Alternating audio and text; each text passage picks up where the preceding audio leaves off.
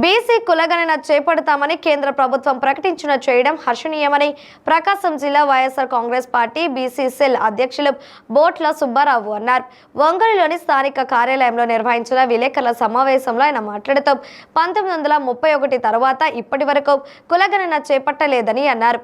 స్వాతంత్ర్యం వచ్చి 75 ఏళ్లు గడుస్తున్నా ఇప్పటి వరకు కేంద్రంలో ఉన్న ఏ ప్రభుత్వాలు బీసీ కులగణన చేపట్టలేదని తెలిపారు.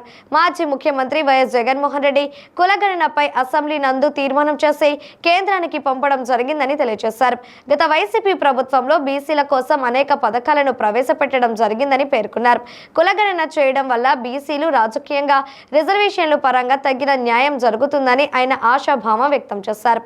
ఈ సమావేశంలో కుట్టుబోయిన కోటి యాదవ్, సుధాకర్ తదితరులు పాల్గొన్నారు. నిన్న కేంద్రం ప్రకటించినటువంటి జనగణనలో బీసీ కులగణన అంశాన్ని స్వాగతిస్తూ ఉన్నాం. ఎప్పుడో 1981 బ్రిటిష్ ప్రభుత్వంలో కులగణన పెట్టారు, బీసీ కులగణని. తర్వాత 1931 చివరిసారిగా కులగణనతో ఆపేశారు. తర్వాత స్వాతంత్రం వచ్చిన తర్వాత ఇన్నేళ్ళతో కూడా ఈ దేశంలో బీసీ కులగణన జరగలేదు. మరి మా అధినాయకుడు వైఎస్ జగన్మోహన్ రెడ్డి గారు మా గత ప్రభుత్వంలో 2021 నవంబర్లో అసెంబ్లీలో బీసీ కులగణన చేయాలని తీర్మానం చేసి కేంద్రానికి పంపించడం జరిగింది. అలాగే 2024 జనవరిలో ఈ రాష్ట్రంలో బీసీ కులగణన జరపడం జరిగింది.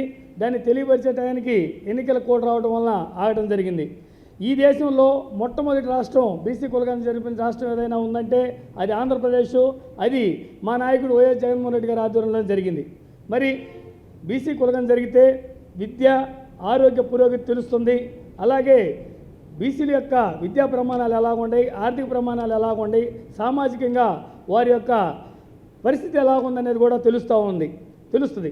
ఇవన్నీ కూడా ముందే గుర్తించినటువంటి వైఎస్ జగన్మోహన్ రెడ్డి గారు కులగణన ద్వారా ఏ విధంగా జనాలు ఇబ్బంది పడుతున్నారని తెలుసుకొని ఆ కులగణన ద్వారా మొత్తం బీసీల యొక్క కులగణన ద్వారా అంశాలు తెలుసుకొని మన ప్రభుత్వం రాగానే నామినేటెడ్ పదవుల్లో కానీ అలాగే నామినేటెడ్ వర్క్స్లో కానీ 50% వాటా ఇస్తారని ప్రకటించి అలాగే ప్రతి ఒక్కరికి అమలు చేశారు. అలాగే గత ప్రభుత్వంలో ప్రతి బడుగు బలైన వర్గాలకు అందే విధంగా విద్యా దీవెన, ఆసరా, చేయూత అన్ని సంక్షేమ పథకాలు అందించడం జరిగింది. ఈ విధంగా బీసీలు అభివృద్ధి చెందారు.